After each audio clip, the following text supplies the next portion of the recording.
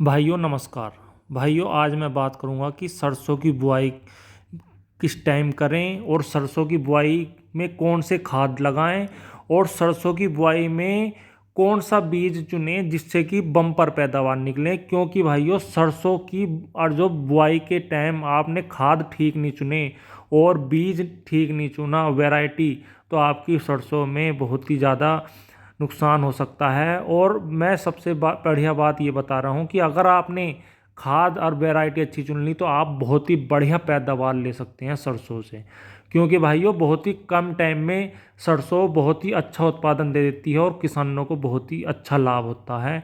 इसलिए ही किसान भाई ज़्यादातर सरसों की बुआई बोना पसंद करते हैं और बहुत ही कम पानी में ये तैयार हो जाती है और बहुत ही कम खर्चे में। तो भाइयों आज मैं बात करूंगा कि वैरायटी कौन सी लेनी है, खाद कौन से लगाने हैं गन्ने इसके सरसों की बुआई में, और तीसरा है कि उपयुक्त समय।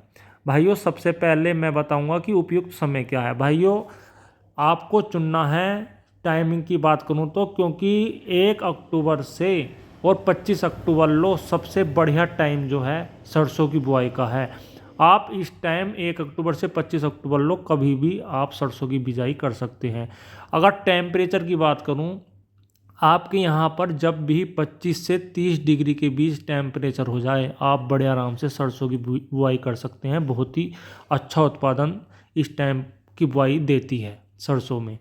और भाइयों अब मैं बात करता हूँ कि इसमें सरसों में कौन से खाद लगाएं और कौन सी ऐसी दवाई लगाएं जिससे कि सरसों बहुत ही अच्छा पैदावार दे। भाइयों आपको क्या करना है, आपको लेना है NPK, नाइट्रोजन फास्फोरस पोटास आता है उसमें NPK। भाइयों मैं मात्रा बताऊंगा प्रति एकड़ की। आपको NPK की मात्रा लेनी है भाइयों 75 किलो प्रति एकड़। आप अगर ज़्यादा लेना चाहते हो तो ज़्यादा भी ले सकते हैं, लेकिन 75 किलो तो आपको लेनी ही है मात्रा NPK की। दूसरा भाइयों आपको लेना है सागरिका 10 किलो प्रति एकड़। भाइयों सागरिका लेनी है आपको 10 किलो प्रति एकड़ और NPK लेना है 75 किलो प्रति एकड़।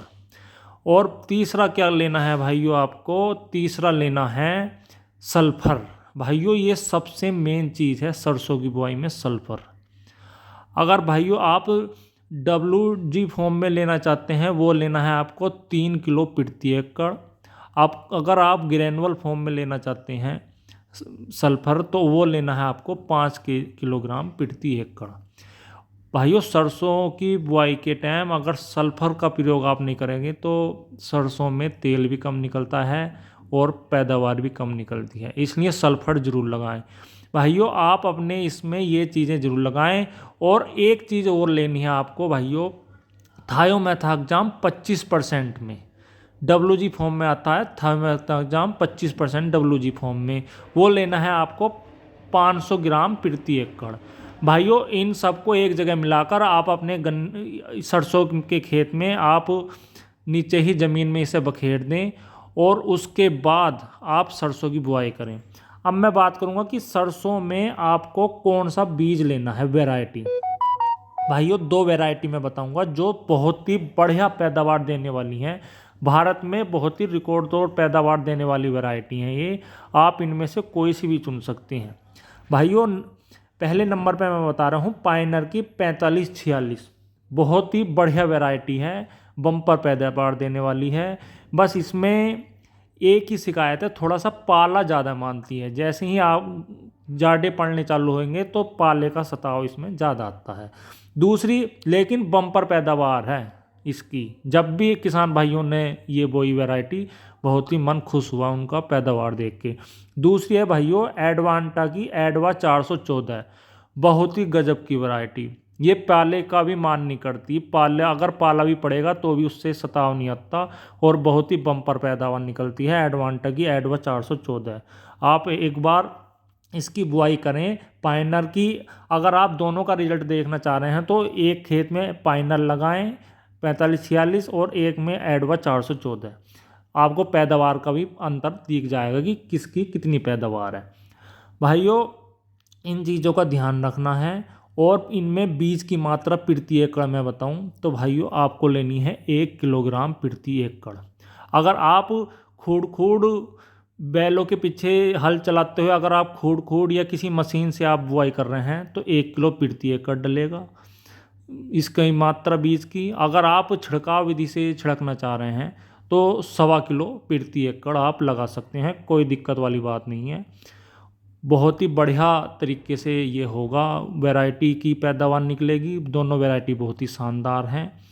और इसके बाद जो आपको करना है मैं बताऊंगा कि इसके बाद आप खरपतवार नियंत्रण के लिए क्या करें। कुछ किसान भाइयों के यहाँ ये दिक्कत रहती है कि खरपतवार कैसे कम करें। भाइयों, आप पेंडामेथलिन का स्प्रे कर सकते हैं बुआई के तुरंत बाद। 24 घंटे के अंदर अंदर पेंडामेथलिन का स्प्रे करें। 200 लीटर पानी लें और 750 ग्राम पेंडामेथलिन लें और उसका स्प्रे कर दें 24 घंटे बुआई से 24 घंटे के अंदर अंदर। कोई भी खरपतवार आपके खेत में नहीं उगेगा और बहुत ही बढ़िया तरीके से पौधा चलेगा। बहुत ही दोनों वैरायटी भाइयों ये ऐसी हैं, पाइनर की 4546 और एडवांटा की एडवा 414। नीचे से ही इसमें शाखाएं फूटनी चालू हो जाती हैं और हर एक शाखा मोटी और हष्ट पुष्ट होकर चलती है और फली बहुत ही गजब आती है। अगर भाइयों शाखाएं और फली गजब आएगी, शाखा मोटी होकर चलेगी और उस पर फली मोटी आएगी तो भाइयों पैदावार में भारी अंतर देखने को मिलेगा और बम्पर पैदावार।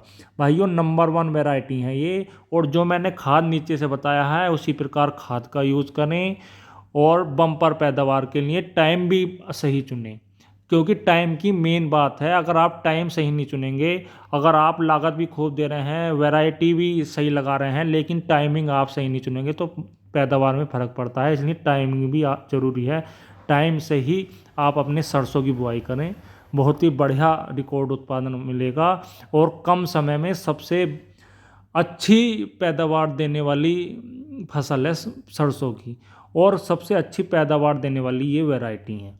तो भाइयों आप कोई सी और वैरायटी बोते हैं और अच्छी पैदावार लेते हैं तो कमेंट में ज़रूर बताएं। अगर आपको कोई और जानकारी भी चाहिए तो वो भी कमेंट में बताएं। ये वीडियो आपको कैसी लगी कमेंट में ज़रूर बताएं। लाइक शेयर करें वीडियो को और चैनल को सब्सक्राइब करें।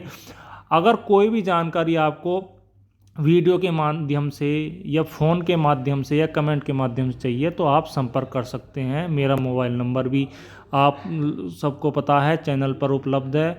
अगर आप कुछ व्हाट्सएप पे वीडियो भेजना चाहते हैं तो वो भी भेज सकते हैं। हर टाइम उपलब्ध हूँ, कोई भी जानकारी आप लेना चाहें तो ले सकते हैं। धन्यवाद, नमस्कार।